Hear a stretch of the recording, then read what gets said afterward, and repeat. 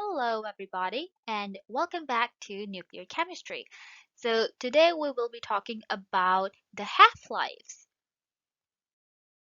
You guys will be able to know what half-life is and complete the different half-life calculations and look at the different types of problems that you can get about half-life on the Regents questions. So basically, half-life is how long does it take for any isotope to reduce to one half of its initial amount. For example, this blue thing that you see in this picture, let's assume that this represents a radioisotope. And let's say that you start with 10 grams of this radioisotope. After the first half-life, this 10 grams will be reduced to 5 grams. Now, this first half-life could be in like a few seconds, it could be a few days, it could be a few minutes, it could be a few years, it could be a billion years, million years. Okay, anything out there, any amount of time. And it is specific for the different types of isotopes. We'll look into that in just a bit. So let's say for now, for the sake of this example, we'll just say that the half-life of this radioisotope is 5 days. Okay, so we'll say that after 5 days, the 10 grams will be reduced to 5 grams. After the second half-life, which will be another 5 days, so after another period of 5 days, the 5 grams will now be reduced to 2.5 grams. Okay, the half of what we had initially. After another 5 years, the 2.5 grams will be reduced to 1.25 grams. Okay, so once again, the half of what we had initially. So half-life basically is just the time it takes for any radioisotope to reduce to one half as a result of a nuclear decay. So if you guys look at table N in your reference table packet, you will find, so initially we discussed in the previous topics on nuclear chemistry, we talked about the first column where you have different isotopes. We talked about the third column where we have decay modes. We talked about the fourth column where you see the names for these isotopes. The only thing that we did not talk about is the half-life. So that's what we'll be talking about today. So for all of these radioisotopes that are given to you, these are the half-lives. This is how much time it takes for that specific radioisotope to reduce or decay to one half. For example, gold 198 will take 2.69 days to decay to half of whatever its initial amount is. So if we start with 100 grams of gold today, after 2.69 days, we'll only have 50 grams of gold 198 left. After another 2.69 days, we'll only have 25 grams of gold 198 left. So that's what half-life necessarily is. Do you have to memorize these half-lives? Absolutely not. They're given in your table. And just remember that these half-lives are always the same for any radioisotope. So you can get different types of problems related to half-life. You can be asked to find the number of half-lives that have passed for a specific radioisotope. You'll be given the mass, you'll be given the time, and you'll be asked to figure out how many half-lives have passed. You can be asked to find the mass that we had initially, or the mass that we will have later in the future, or the mass that we have right now, anything like that. You can be asked about the time that has passed. And you can also be asked about the fraction of the initial amount of that radioisotope that is left. Okay? So for any of the out of all of these things that you guys can be asked to find out, there's only one equation, and that equation is to determine the fraction of the radioisotope that's left. For the rest, there's no equation. We'll just do like the manual math and we'll see how we can figure them out without any specific equation. So the equation to figure out the fraction that's remaining is 1/2 to the power of the number of half-lives. So if let's say we've had 2 half-lives, then this will be 1/2 to the power of 2. If we've had 6 half-lives, then this will be 1/2 to the power of 6. Okay? Now, just remember, and this is a super important thing. Whatever type of question you get out of these 4 things, whatever you are asked to determine, the first thing that you'd want to do is calculate the number of half-lives. If you know the number of half-lives, you will be all set to move forward and get to the correct answer. Okay, the first step will always be to calculate the number of half-lives. So here's one type of question that you can get. The question is stating that you have 100 grams of a radioactive isotope that you are starting with, and this radioisotope is decaying to 12.5 grams after 90.7 years. That's how long it's taking for this radioisotope to decay from 100 grams to 12.5 grams.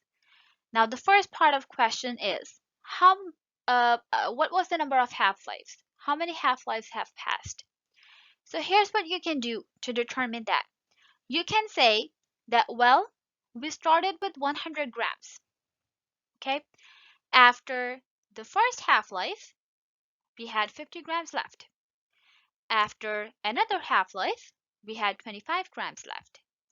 Then after the third half-life, we had 12.5 grams left, which is what we have right now. Okay? So overall, how many half-lives have we had? Well, we have had 3 half-lives. Okay? That's how many half-lives it took us to go from 100 grams to 12.5 grams. Now the next part of the question is how long was each half-life?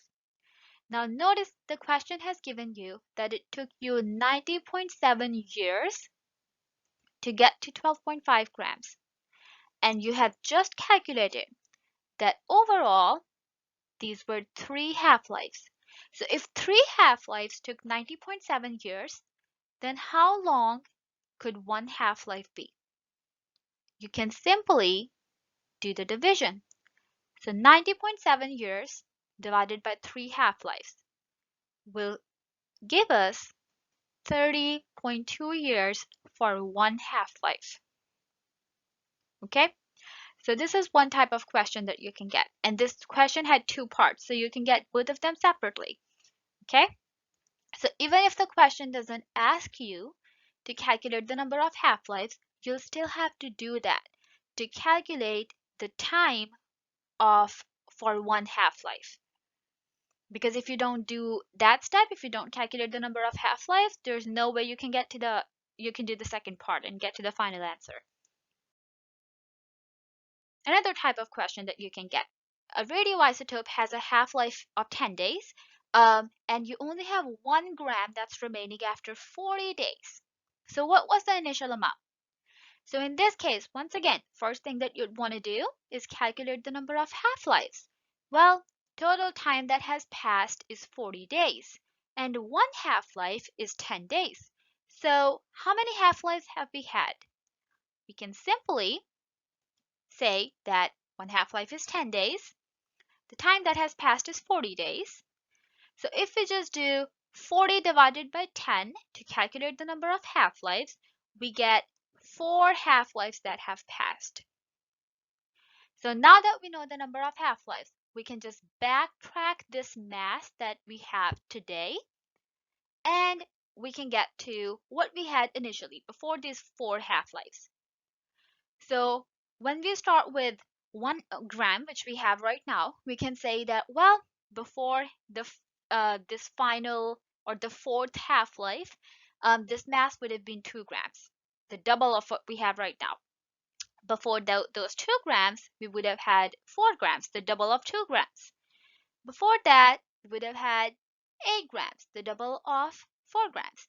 And then before the final half-life, we would have had 16 grams, which is the double of 8 grams. So basically, just by backtracking your mass, you can determine that overall, the initial mass of this isotope was 16 grams. Now we have a fraction problem. This question is asking you that if this isotope of iodine has a half-life of 8.07 days, you have a 10-gram sample which was allowed to decay for 32 days.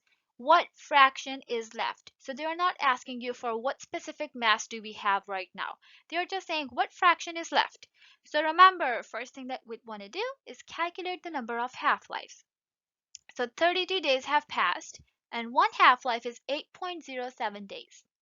So when you divide those two to calculate the number of half-lives, you get a decimal answer, but we can round that to approximately 4. And we can say that, well, almost 4 half-lives have passed. Now that we have the half-lives, we can go ahead and put this in the fraction, in the equation that we know to determine the fraction left, which is 1/2 to the power of whatever number of half-lives we have, which in this case is 4. Now notice here that 1/2 to the power of 4, or just simply 2 to the power of 4, does not mean 2 times 4. 2 to the power of 4 means 2 times 2 times 2 times 2. So 2 times 2 will be 4, 4 times 2 will be 8, and then 8 times 2 will be 16. That's why your answer will be 1/16. That's the fraction of this mass that we have left. But we don't need to calculate the actual mass because the question is not asking for that. Now, finally, another type of question that you can get for half-life is on the time that has passed. So what is the total number of years that must pass before only 25 grams of an original 100-gram sample of carbon-14 remains unchanged? So basically what they are saying is that you started from 100 grams and now you have 25 grams left of carbon-14. Okay, so the first thing that you'd want to do is calculate the number of half-lives. So you'll say that if we start with 100 grams, then after the first half-life, it will reduce to 50 grams. After the second half-life, it will reduce to 25 grams, which is what we have available right now. So overall, we have had 2 half-lives that have passed. Now, the question is asking you how much time has passed. To calculate that, we also need to know how much time it takes for one half-life. We know that, well, 2 half-lives have passed, but how much time does it take for one half-life? And we don't know that from the question. But there's another thing that you know, and that is that we are talking about a carbon-14 isotope. This is the point when you go to table N to determine the half-life for carbon-14. So the half-life that you get from table N for carbon-14 is 5,715 years. So now that you know the time for one half-life and you know that overall 2 half-lives have passed already, you can simply go ahead and just multiply that half-life with 2. And that's how you'll get the time for 2 half-lives, which will be 11,430 years. So this is how much time has passed as we went from 100 grams to 25 grams for carbon-14. Okay, so that was this part of the chapter on half-life. And I will see you guys next time.